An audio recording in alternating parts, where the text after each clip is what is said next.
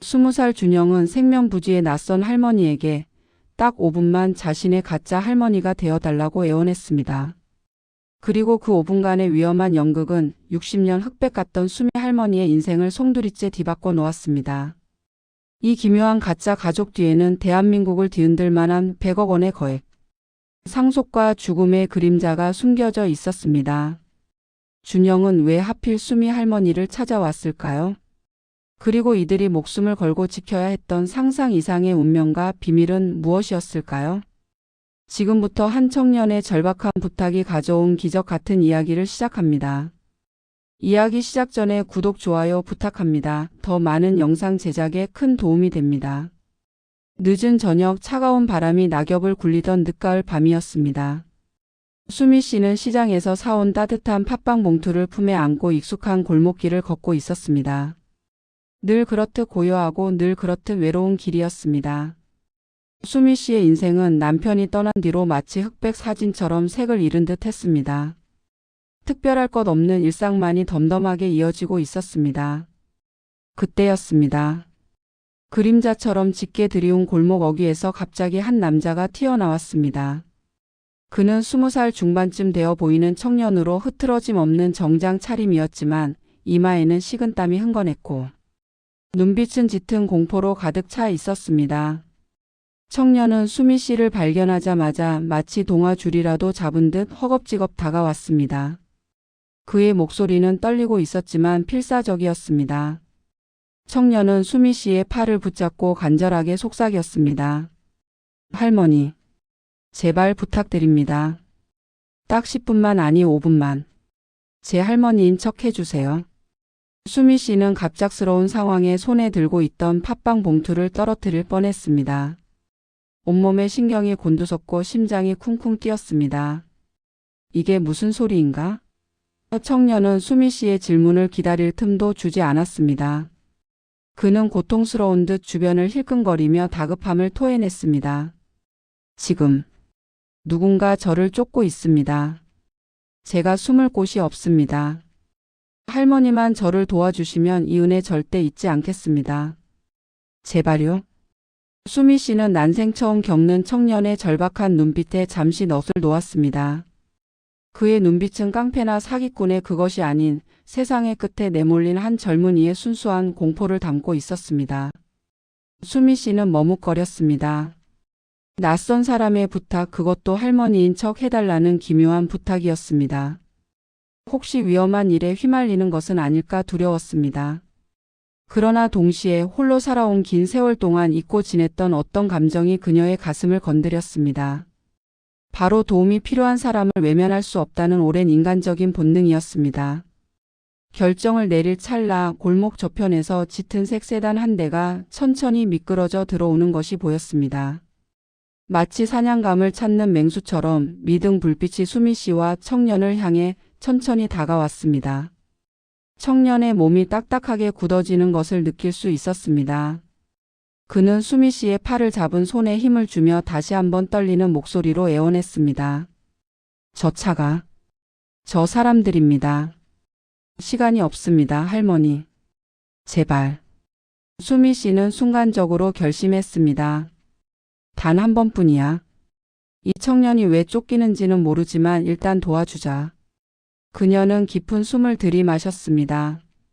수미 씨는 잡힌 팔을 굳건하게 감싸 안으며 마치 청년을 잘 아는 손자 대하듯 말했습니다. 아이고 우리 준영아. 내가 이 시간에 웬일이니? 할미한테 온다고 말이라도 하고 오지 그랬니? 그녀는 청년의 이름을 알지 못했지만 본능적으로 준영이라는 이름을 지어 불렀습니다. 청년은 수미 씨의 임기응변의 순간 당황했지만 이내 그녀의 허리를 감싸 안으며 능숙하게 맞받아쳤습니다. 할머니, 제가 깜짝 놀라게 해드리려고 몰래 왔습니다. 할머니 보고 싶어서요. 그의 목소리는 여전히 떨렸지만 아까보다는 훨씬 자연스러워졌습니다. 세단은 이제 바로 그들 옆을 지나가려 하고 있었습니다. 차 안에 검은 정장 차림의 남자 2명이 그들을 향해 무심한 듯 날카로운 시선을 던졌습니다. 수미 씨는 등 뒤에서 느껴지는 서늘한 긴장감에 온몸에 털이 곤두서는 것 같았지만 태연하게 웃으며 청년의 머리를 쓰다듬었습니다. 아이고 이 녀석. 보고 싶었으면 진작에 올 것이지. 밥은 먹었니? 할미가 팥빵 사왔는데 같이 먹자. 마치 평범한 가족의 재회처럼 말하는 두 사람의 모습에 세단은 아무런 미련 없이 그들을 지나쳐 골목 끝으로 사라졌습니다. 검은 그림자가 완전히 사라지고 난 뒤에야 수미 씨는 그 자리에 털썩 주저앉을 뻔했습니다. 청년 준영 씨도 깊은 안도의 한숨을 내쉬며 고개를 숙였습니다. 할머니, 정말 감사합니다. 방금 저를 살려주신 겁니다. 수미 씨는 떨리는 목소리로 물었습니다. 괜찮니? 넌 대체 누구니? 그리고 너를 쫓던 사람들은 누구야? 무슨 일인지 할미한테 이야기해 줄 수 있겠니? 청년은 고개를 들었지만 그의 눈빛은 아까의 공포 대신 깊은 회한과 감사가 뒤섞인 복잡한 감정으로 가득 차 있었습니다. 그는 주변을 다시 한번 살피더니 수미 씨에게 조용히 속삭였습니다. 죄송하지만 지금은 말씀드릴 수 없습니다. 하지만 한 가지는 확실합니다. 할머니께는 제가 드디어 도착해야 할 곳에 도착한 것 같습니다. 수미 씨는 알 수 없는 말에 의아했지만 어딘가 모르게 청년의 눈빛에서 느껴지는 강한 이끌림을 외면할 수 없었습니다. 그리고 그날 밤 수미 씨의 조용했던 흑백 인생에 강렬한 색채의 그림자가 드리우기 시작했습니다. 이 위험하고 절박한 부탁이 앞으로 그녀의 인생 전체를 뒤바꿔 놓을 것이라고는 상상조차 하지 못한 채 말입니다. 수미 씨의 작은 단독주택으로 들어선 후에도 청년 준영 씨의 긴장은 풀리지 않았습니다. 그는 현관문 안쪽에서 몸을 숨긴 채 밖을 내다보았고 수미 씨는 불안감에 떨리는 손으로 겨우 차를 끓였습니다. 따뜻한 온기가 감도는 찻잔을 건네자 준영 씨는 그제야 긴 숨을 내쉬며 수미 씨를 마주 보았습니다. 할머니, 저 때문에 놀라셨죠? 정말 면목이 없습니다. 그는 사과했지만 그의 눈은 여전히 경계심으로 가득 차 있었습니다. 수미 씨는 천천히 차를 마시며 그의 마음을 누그러뜨리려 했습니다. 괜찮단다. 그런데 너 준영이라고 했니? 내가 왜 쫓기는지 대체 저 사람들은 누구니? 수미 씨는 더 이상 모른 척할 수 없었습니다. 준영 씨는 잠시 망설이더니 고개를 숙인 채 조심스럽게 말했습니다. 말씀드리기 어렵습니다. 다만 제 목숨이 달린 일이라는 것만 알아주십시오. 제가 여기서 하룻밤만이라도 안전하게 있을 수 있을까요? 하룻밤. 수미 씨는 고민했습니다. 낯선 청년에게 하룻밤을 내어준다는 것은 결코 쉬운 일이 아니었습니다. 하지만 그의 눈빛에 어린 절망이 자꾸만 그녀의 마음을 흔들었습니다. 수미 씨는 깊은 한숨과 함께 결심했습니다. 그래. 일단 오늘은 여기에 있거라. 하지만 내일 아침에는 꼭 모든 것을 말해줘야 한다. 할미는 내가 위험한 일에 연루되는 것을 원치 않아. 준영 씨는 그제야 진심으로 안도하는 표정을 지으며 자리에서 일어나 허리를 깊숙이 숙였습니다. 감사합니다, 할머니. 은혜 잊지 않겠습니다. 그때였습니다. 쿵쿵쿵 하는 거친 노크 소리가 현관문을 때렸습니다. 노크라기보다는 문을 부술 듯한 충격이었습니다. 두 사람은 동시에 얼어붙었고 준영 씨는 재빨리 몸을 일으켜 수미 씨의 뒤로 숨었습니다. 문 밖에서 낮고 위협적인 목소리가 들려왔습니다. 안에 사람 있는 거 안다. 문 열어. 아니면 강제로 연다. 수미 씨의 얼굴은 새하얗게 질렸습니다. 준영 씨는 그녀의 손을 꼭 붙잡으며 떨리는 목소리로 속삭였습니다. 할머니 침착하세요. 저 사람들은 제가 여기 들어오는 것을 못 봤을 겁니다. 그냥 지나가던 길에 혹시나 하고 확인하는 걸 수도 있어요. 부탁드립니다. 다시 한번 가짜 할머니 연극을 해주십시오. 수미 씨는 이를 악물었습니다. 두려웠지만 이미 시작된 일에 발을 뺄 수는 없었습니다. 그녀는 심호흡을 하고 문을 열기 위해 나섰습니다. 문 밖의 남자는 건장한 체구의 무표정한 얼굴이었습니다. 바로 아까 그 검은 세단에 타고 있던 남자 중 한 명이었습니다. 늦은 시간에 죄송합니다. 혹시 이 근처에 정장 입은 젊은 남자 못 보셨습니까? 급하게 찾아야 할 사람이 있어서요. 남자는 얼음장 같은 목소리로 물었습니다. 수미 씨는 가슴속 깊은 곳에서 용기를 끌어냈습니다. 정장 입은 젊은 남자? 아이고 봤지 그럼. 방금 우리 손자 준영이가 들어왔는데 할미 보고 싶다고 헐레벌떡 뛰어왔단다. 수미 씨는 태연하게 준영 씨를 현관 앞으로 끌어내며 말했습니다. 준영 씨는 순간적으로 놀랐지만 이내 수미 씨의 연기에 맞추어 자연스러운 손자 연기를 펼쳤습니다. 누구세요 할머니? 이 밤에 무슨 일로? 준영 씨는 말투를 바꾸어 살짝 짜증 섞인 손자의 목소리를 냈습니다. 남자는 두 사람을 위아래로 훑어보았습니다. 특히 준영 씨의 얼굴과 수미 씨가 그를 잡고 있는 손에 시선이 오래 머물렀습니다. 남자는 의심스러운 눈빛이었지만 가족이라는 상황에 함부로 침입할 수는 없었습니다. 죄송합니다. 인상착의가 비슷해서요. 편안한 밤 보내십시오. 남자는 무언가를 더 말하고 싶어 했지만 결국 허리를 살짝 숙이고는 돌아섰습니다. 문이 닫히자마자 두 사람은 힘없이 주저앉았습니다. 긴장감은 칼날처럼 두 사람을 베어버릴 듯 했습니다. 준영 씨의 얼굴에는 땀방울이 흘러내렸고 수미 씨의 손은 아직도 미세하게 떨리고 있었습니다. 할머니, 정말 대단하십니다. 완벽했어요. 방금 제가 죽을 뻔했습니다. 준영 씨는 수미 씨의 손을 잡으며 다시 한번 깊은 감사를 표했습니다. 수미 씨는 그의 손을 뿌리치지 않았습니다. 그녀의 마음속에는 두려움보다 이 청년에 대한 연민과 묘한 책임감이 피어오르고 있었습니다. 이 아이의 목숨이 달린 일이라니. 수미 씨는 이 위험한 연극이 언제 끝날지 알 수 없었습니다. 하지만 그날 밤 그녀는 난생 처음으로 혼자가 아니라는 따뜻하지만 불안한 감정을 느꼈습니다. 검은 세단이 사라지고 난 뒤에도 수미 씨의 집에는 팽팽한 긴장감이 감돌았습니다. 준영 씨는 현관문과 창문을 몇 번이고 확인했고 수미 씨는 그 모습을 안쓰럽게 지켜보았습니다. 생면부지의 청년을 집에 들인다는 사실이 불안했지만 이미 두 번이나 그를 가족처럼 감싸 안은 이상 수미 씨는 이제 준영 씨를 외면할 수 없었습니다. 준영아, 일단 옷 좀 갈아입으렴. 그 정장은 너무 눈에 띈다. 수미 씨는 남편의 낡은 운동복을 꺼내 주었습니다. 준영 씨는 고개를 숙이며 사양했습니다. 괜찮습니다. 옷을 벗으면 안 될 것 같습니다.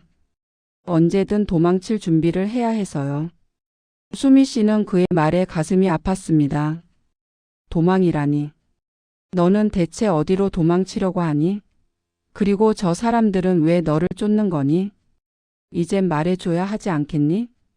그녀는 걱정스러운 목소리로 다그쳤습니다. 준영 씨는 긴 망설임 끝에 수미 씨 앞에 무릎을 꿇었습니다. 할머니 죄송합니다. 저는 강준영입니다. 이곳에 오기까지 많은 일이 있었습니다. 지금 저를 쫓는 사람들은 제가 가진 아주 중요한 것을 빼앗으려는 사람들입니다. 아주 중요한 것. 수미 씨는 그 말이 무엇을 의미하는지 알 수 없었지만 그것이 준영 씨의 목숨과 연결되어 있다는 것만은 확실했습니다. 수미 씨는 조용히 그의 어깨를 감싸 안았습니다. 알겠다. 내 사정은 묻지 않을게. 하지만 여기서 안전하게 머물고 싶다면 딱 한 가지만 지켜주렴. 수미 씨가 나지막이 말했습니다. 준영 씨는 긴장한 채 수미 씨의 말을 기다렸습니다. 말씀만 하십시오, 할머니. 무엇이든 하겠습니다. 할미 옆에서 그냥 편안한 손자처럼 있어주렴. 나도 오랜만에 누군가와 함께 밥을 먹고 이야기를 하고 싶구나. 너도 잠시나마 이 불안한 세상에서 벗어나 쉬어가렴. 준영 씨의 눈이 촉촉해졌습니다. 그는 눈을 깜빡이며 애써 눈물을 삼키는 듯 했습니다. 할머니, 정말 고맙습니다. 당신은 제 생명의 은인이십니다. 그날부터 두 사람의 기묘하고 비밀스러운 동거가 시작되었습니다. 준영 씨는 낮에는 수미 씨의 낡은 방 한구석에 숨어 조용히 지냈고 밤에는 잠 못 이루며 밖을 경계했습니다. 수미 씨는 그런 준영 씨를 위해 정성껏 밥을 차려주었고 따뜻한 밥상 위에서 두 사람은 조금씩 가까워졌습니다. 준영 씨는 수미 씨를 볼 때마다 할머니라고 불렀고 수미 씨는 그를 우리 준영이라고 부르며 아꼈습니다. 가짜 관계였지만 수미 씨는 준영 씨를 통해 다시 생기를 얻는 듯 했습니다. 식탁에 마주 앉아 밥을 먹는 소리, 청년의 웃음소리가 멈춰있던 수미 씨의 집에 다시 흐르기 시작했습니다. 어느 날 아침 수미 씨는 퉁퉁 부은 눈으로 잠든 준영 씨를 발견했습니다. 너무 고단했던 탓인지 그는 아주 깊은 잠에 빠져 있었습니다. 수미 씨는 조용히 이불을 덮어주며 중얼거렸습니다. 대체 너의 삶은 얼마나 힘든 거니? 왜 이렇게 젊은 나이에 도망치고 숨어 다녀야 하니? 그녀는 준영 씨의 얼굴을 바라보며 돌아가신 손주를 떠올렸습니다. 준영 씨의 눈빛에서 느껴지는 외로움과 절박함이 왠지 모르게 자신의 외로움과 맞닿아 있는 듯 했습니다. 며칠이 지났지만 준영 씨는 여전히 자신의 비밀에 대해 입을 열지 않았습니다. 그는 수미 씨에게 피해를 줄까봐 끊임없이 불안해했고 수미 씨는 그런 그를 볼 때마다 더욱 마음이 쓰였습니다. 두 사람의 불안하고 따뜻한 동거는 계속되었습니다. 수미 씨는 준영 씨가 자신의 진짜 손자가 아니라는 것을 알았지만 마음 깊은 곳에서는 그가 영원히 자신의 곁에 머물러 주기를 바라는 이기적인 소망이 싹트고 있었습니다. 하지만 그녀는 알고 있었습니다. 이 폭풍 같은 상황은 곧 끝날 것이며 준영 씨는 다시 자신의 세계로 돌아가야 한다는 것을 말입니다. 수미 씨는 그 순간이 오기 전에 이 가짜 손자에게 세상의 모든 온기를 나눠주고 싶었습니다. 그녀의 흑백 인생을 다시 색칠해준 준영 씨에게 말입니다. 준영 씨가 수미 씨의 집에 머무른 지 일주일이 되었습니다. 이제 두 사람은 밥상에 마주 앉아 시시콜콜한 이야기를 나누는 것이 익숙해졌습니다. 가짜 손자였지만 준영 씨는 수미 씨를 진심으로 존중하고 따랐고 수미 씨는 준영 씨에게 따뜻한 엄마이자 할머니의 정을 쏟아부었습니다. 하지만 여전히 준영 씨의 눈빛 깊은 곳에는 그림자가 드리워 있었습니다. 어느 날 저녁 수미 씨는 따뜻한 된장찌개를 끓여 밥상을 차렸습니다. 준영아, 이거 내가 좋아하는 두부 많이 넣었단다. 자, 많이 먹어. 준영 씨는 젓가락을 들었지만 밥 대신 찌개를 멍하니 내려다보았습니다. 수미 씨는 걱정스러운 마음에 물었습니다. 무슨 일 있니? 오늘따라 영 기운이 없어 보여서. 준영 씨는 숟가락을 내려놓고 조심스럽게 입을 열었습니다. 할머니, 사실은 제가 어릴 때 어머니가 끓여주시던 된장찌개 맛과 똑같아서요. 너무 오랜만에 느껴보는 이 평범한 따뜻함이 낯설게 느껴집니다. 그의 목소리는 먹먹했고 눈가에는 이내 눈물이 고였습니다. 수미 씨는 아무 말 없이 준영 씨의 등을 토닥였습니다. 그녀는 그의 눈물을 보며 이 청년이 겉모습은 말끔한 정장 차림의 사업가처럼 보일지 몰라도 사실은 사랑이 고팠던 어린아이임을 깨달았습니다. 그가 쫓기는 이유와 상관없이 수미 씨는 그를 품어주고 싶었습니다. 다음 날 수미 씨는 청소를 하다가 준영 씨가 실수로 떨어뜨린 낡은 지갑을 발견했습니다. 지갑은 겉모습과 달리 모서리가 닳고 닳아 세월의 흔적이 역력했습니다. 수미 씨는 조심스럽게 지갑을 열어보았습니다. 현금은 거의 없었고 대신 빛바랜 사진 한 장과 낡은 신분증이 들어 있었습니다. 사진 속에는 앳된 모습의 준영 씨가 한 중년 여성과 다정하게 웃고 있었습니다. 그녀는 수미 씨와는 사뭇 다른 고고하고 우아한 분위기의 여성이었습니다. 수미 씨는 사진을 보며 알 수 없는 불안감을 느꼈습니다. 준영이의 진짜 가족은 이런 분이었구나. 그때 지갑 속에서 얇게 접힌 종이 한 장이 떨어져 나왔습니다. 수미 씨는 호기심을 이기지 못하고 그것을 펼쳐보았습니다. 종이에는 삐뚤빼뚤한 글씨로 이런 문장이 적혀 있었습니다. 이수미, 골목, 안전, 믿음. 수미 씨는 자신의 이름 석자가 적혀 있는 것을 보고 온몸에 전율이 느껴졌습니다. 이수미. 준영 씨는 우연히 자신을 만난 것이 아니었습니다. 그는 계획적으로 자신을 찾아온 것이었습니다. 그녀의 마음속에 쌓였던 작은 온기는 일순간에 차가운 의심으로 변했습니다. 준영 씨가 그녀를 속였다는 배신감, 그리고 자신이 무언가 위험한 계획에 이용당하고 있다는 두려움이 그녀를 덮쳤습니다. 수미 씨는 지갑을 다시 제자리에 놓고 아무 일도 없었다는 듯 행동했지만 마음속은 폭풍이 몰아쳤습니다. 저녁 식사 시간 수미 씨는 준영 씨를 향해 침묵을 지켰습니다. 준영 씨는 수미 씨의 싸늘한 분위기를 감지하고 걱정스러운 목소리로 물었습니다. 할머니 혹시 제가 실수를 한 것이 있나요? 기분이 안 좋아 보이셔서 걱정됩니다. 수미 씨는 눈물을 참으며 조용히 물었습니다. 준영아, 너 나한테 숨기는 이야기 있지? 솔직하게 말해주렴. 나는 네가 어떤 마음으로 나를 찾아왔는지 알고 싶다. 준영 씨의 얼굴이 딱딱하게 굳어졌습니다.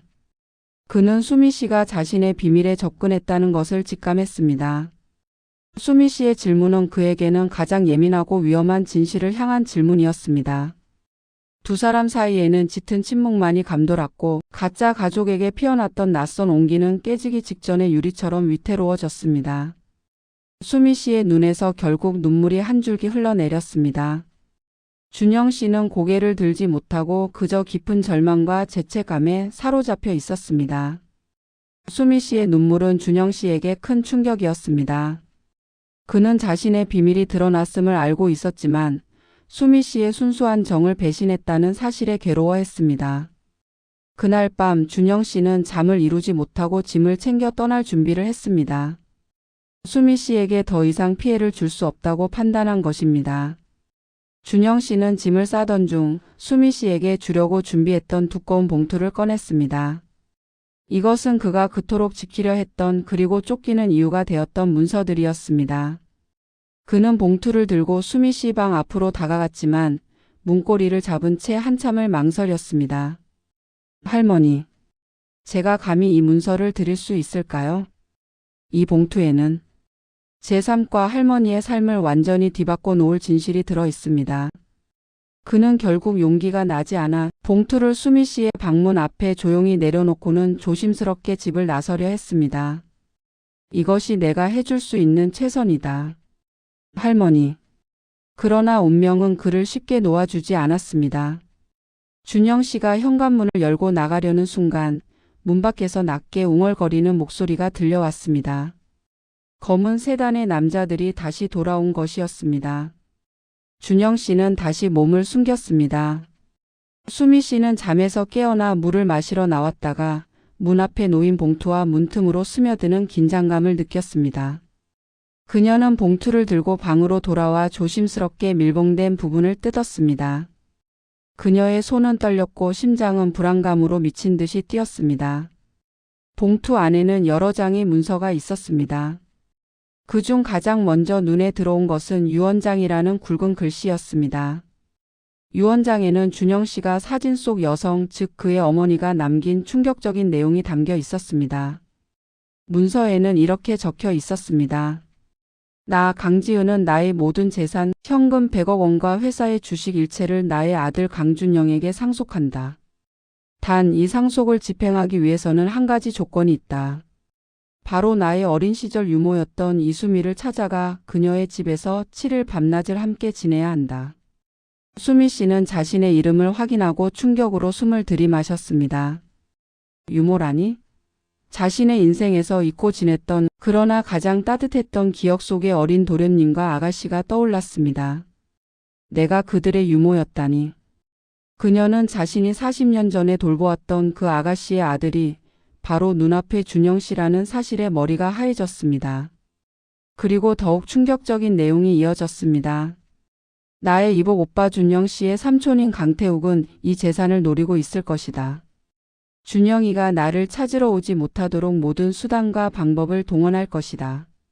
준영이가 이수미 곁에 안전하게 머무는 것이 그 재산을 지키는 유일한 방법이다. 수미 씨는 이제 모든 것이 이해되었습니다. 왜 준영 씨가 절박하게 할머니인 척 해달라고 부탁했는지, 왜 그들이 준영 씨를 쫓는지, 그리고 왜 자신의 이름이 낡은 지갑 속에 적혀 있었는지. 100억 원이라는 거액의 상속이 준영 씨의 목숨을 옥죄고 있었고 자신은 그 거대한 음모 속에서 유일한 피난처였던 것입니다. 수미 씨는 손이 떨려 더 이상 문서를 들고 있을 수 없었습니다. 그녀의 흑백 인생에 갑자기 100억이라는 빚과 강태욱이라는 어둠이 동시에 들이닥쳤습니다. 그녀의 가슴은 준영 씨의 어머니가 자신에게 보낸 마지막 믿음과 간절함으로 가득 찼습니다. 수미 씨는 반드시 준영 씨를 지켜야 한다는 강한 책임감을 느꼈습니다. 그녀는 문 밖으로 발소리가 멀어지는 것을 듣고 재빨리 준영 씨를 찾아 나섰습니다. 수미 씨는 봉투를 끌어안고 밖으로 나섰습니다. 준영 씨는 집을 나서려다 다시 돌아온 상태였습니다. 그는 수미 씨의 방문 앞에 놓고 간 봉투가 사라진 것을 보고 이미 모든 것을 짐작하고 있었습니다. 준영 씨는 고개를 숙인 채 수미 씨 앞에 섰습니다. 할머니, 죄송합니다. 끝까지 숨기려 했지만 이젠 모든 것을 아셨겠죠. 저는 제가 찾던 곳에 도착하기 위해 할머니를 이용한 것이나 마찬가지입니다. 그는 자책하며 고통스러운 목소리로 말했습니다. 수미 씨는 그의 어깨에 손을 올리며 단호하게 말했습니다. 아니다, 준영아. 너는 나를 이용한 것이 아니라 나를 찾아온 것이다. 내 어머니가 나를 얼마나 믿었는지 이 유언장이 증명하고 있잖니. 수미 씨는 그의 낡은 지갑에서 발견했던 빛바랜 사진을 꺼내 보였습니다. 이분이 내 어머니 지은이 맞지? 준영 씨는 사진을 보고 눈물을 터뜨렸습니다. 맞습니다. 어머니는 돌아가시기 전에 저에게 이 유언장을 건네주시면서 유일하게 믿을 수 있는 사람은 내 어린 시절 유모였던 이수미 할머니뿐이다라고 하셨습니다. 준영 씨는 이제 모든 진실을 털어놓기 시작했습니다. 그의 이야기는 한편의 드라마와 같았습니다. 그는 중견기업강성그룹의 유일한 상속자였고 그를 쫓는 강태욱은 재산을 가로채려는 그의 이복 삼촌이었습니다. 7일 동안 수미 씨의 보호를 받는 것이 상속을 승인받는 법적인 조건이었습니다. 저는 사실 할머니를 찾아왔습니다. 어머니의 유언대로 저를 지켜줄 분은 할머니뿐이라고 믿었으니까요.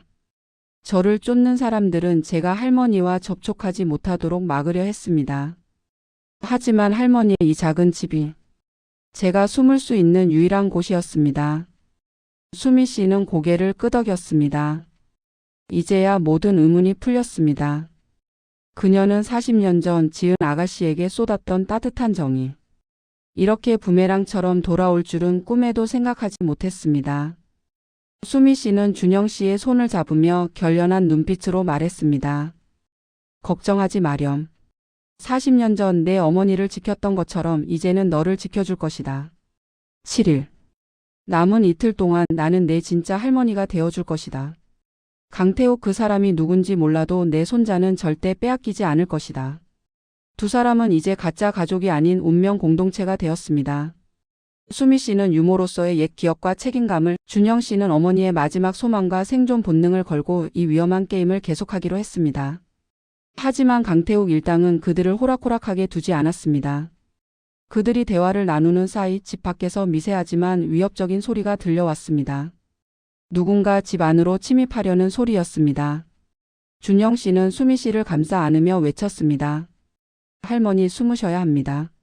강태욱이 끝내 여기까지 사람을 보냈습니다. 이제 피할 곳은 없습니다. 마지막 밤입니다. 수미 씨는 두려움 속에서도 준영 씨를 꼭 안았습니다. 그녀의 외롭던 인생에 처음으로 찾아온 이 거센 폭풍우 속에서 그녀는 이 청년을 지키는 것이 자신의 마지막 사명임을 깨달았습니다. 100억의 비밀이 걸린 마지막 밤, 두 사람은 벼랑 끝에 선 채 운명을 기다리고 있었습니다. 침입자의 기척이 현관문을 넘어 안방까지 깊숙이 들어왔습니다. 준영 씨와 수미 씨는 숨막히는 침묵 속에서 옷장 뒤에 몸을 숨겼습니다. 100억 상속 문서를 손에 넣기 위한 강태욱 일당의 마지막 도박이 시작된 것입니다. 방 안으로 들어선 건장한 남자 2명이었습니다. 그들은 방 안을 샅샅이 뒤지며 준영 씨를 찾았습니다. 어디 갔지? 분명히 이 집에 숨어 있을 텐데. 낮고 위협적인 목소리가 방 안을 맴돌았습니다. 준영 씨는 떨리는 수미 씨의 손을 꼭 잡고 속삭였습니다. 할머니, 괜찮습니다. 저희는 반드시 살아남을 겁니다. 어머니의 유언을 지켜야 합니다. 수미 씨는 조용히 눈을 감고 지난 7일간의 짧은 동거를 떠올렸습니다. 따뜻한 밥상, 서로에게 건넨 진심, 그리고 그의 눈물. 그녀는 이제 준영 씨를 단순한 유언의 조건이 아닌 진짜 손자로 여기고 있었습니다. 바로 그때 수미 씨는 결심했습니다. 숨어 있을 수만은 없었습니다. 그녀는 준영 씨가 어머니에게 받은 녹음기를 떠올렸습니다. 유언의 내용을 변호사에게 전달하기 위해 준비했던 마지막 증거였습니다. 수미 씨는 준영 씨의 손을 놓고 조용히 옷장 문을 열고 나섰습니다. 너희들은 누구니? 감히 남의 집에 함부로 들어오다니. 그녀는 떨리는 목소리였지만 분노와 용기로 가득 차 있었습니다. 침입자들은 예상치 못한 수미 씨의 등장에 당황했습니다. 이 할망구가. 빨리 비켜.